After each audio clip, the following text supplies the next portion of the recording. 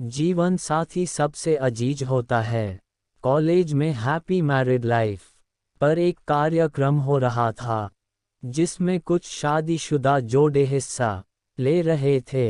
जिस समय प्रोफेसर मंच पर आए उन्होंने नोट किया कि सभी पति पत्नी शादी पर जोक कर हंस रहे थे।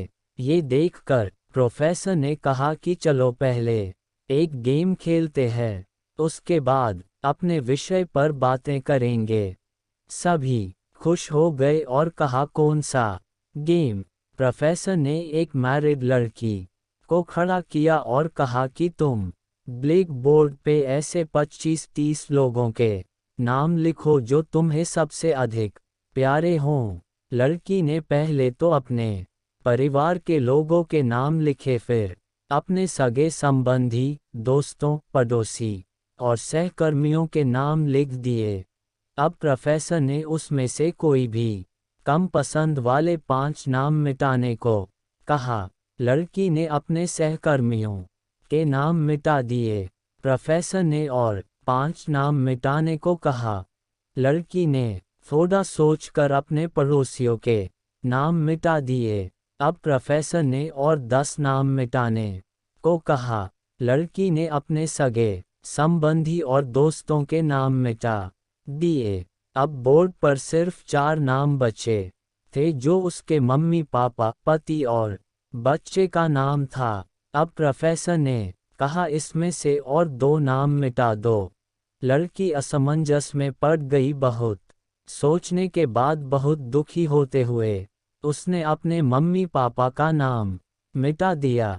सभी लोग स्तब्ध और शांत थे क्योंकि वो जानते थे कि ये गेम सिर्फ वो लड़की ही नहीं खेल रही थी, उनके दिमाग में भी यही सब चल रहा था। अब सिर्फ 2 ही नाम बचे थे, पति और बेटे का। प्रोफेसर ने कहा और एक नाम मिटा दो। लड़की अब सहमी सी रह गई। बहुत सोचने के बाद रोते हुए अपने बेटे का नाम काट दिया। प्रोफेसर ने उस लड़की से कहा तुम अपनी जगह पर जाकर बैठ जाओ और सभी की तरफ गौर से देखा और पूछा क्या कोई बता सकता है कि ऐसा क्यों हुआ कि सिर्फ पति का ही नाम बोर्ड पर रह गया। कोई जवाब नहीं दे पाया, सभी मुंह लटका कर बैठे थे।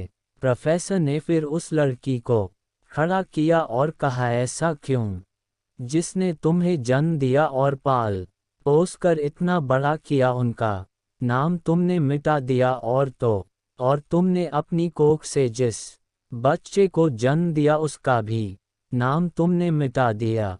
लड़की ने जवाब दिया कि अब मम्मी पापा बूढ़े हो चुके हैं, कुछ साल के बाद वो मुझे और इस दुनिया को छोड़ के चले जाएंगे। मेरा बेटा जब बड़ा हो जाएगा तो जरूरी नहीं कि वो शादी के बाद मेरे साथ ही रहे, लेकिन मेरे पति जब तक मेरी जान में जान है तब तक मेरा आधा शरीर बनके मेरा साथ निभाएंगे। इसलिए मेरे लिए सबसे अजीज मेरे पति हैं। प्रोफेसर और बाकी स्टूडेंट ने तालियों की गूंज से लड़की को सलामी दी।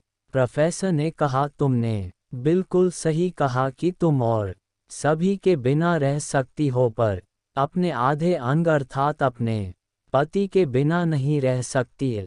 मजाक मस्ती तक तो ठीक है, पर हर इंसान का अपना जीवन साथी ही उसको सबसे ज़्यादा अजीज होता है।